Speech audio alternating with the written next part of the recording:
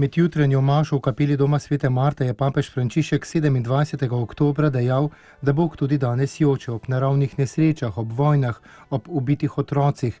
Bog danes joče zaradi človeštva, ki ne razume miru, ki nam ga daje, miru ljubezni. Spomnil je na priliko o usmiljenem očetu in izgubljenem sinu ter pojasnil, da oče joče, ko sin prosi za dediščino in odide. To je jok očeta. Ta oče ni šel k sosedom in razlagal, kaj se mu je zgodilo, se zgražal nad sinom, kaj mu je storil, ga preklel.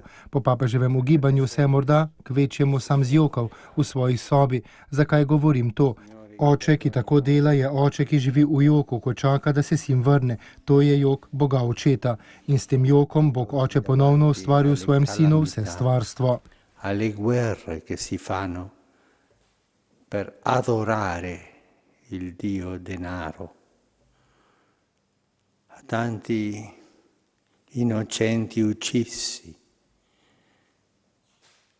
Tudi danes ob naravnih nesrečah, ob vojnah, ki se bojujejo zaradi češčenja Boga denarja, ob mnogih nedolžnih, ubitih z bombami, ki jih na njih mečejo častilci idola denarja, tudi danes oče joče.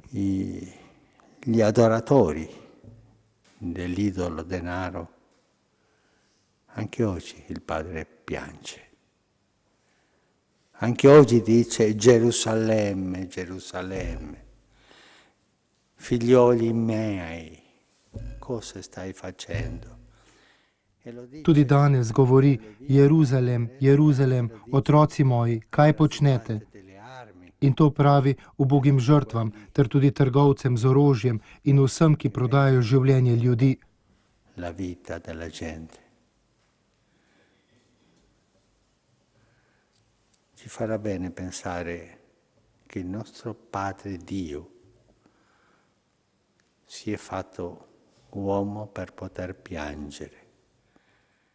Papež Frančišek je homilijo sklenil s povabilom, naj razmišljamo o tem, kako je naš Bog oče postal človek, da bi lahko jokal. Dobro nam bo delo, da razmislimo, kako naš Bog oče danes joče zaradi tega človeštva, ki ne more razumeti miru, ki nam ga on daje, miru ljubezni.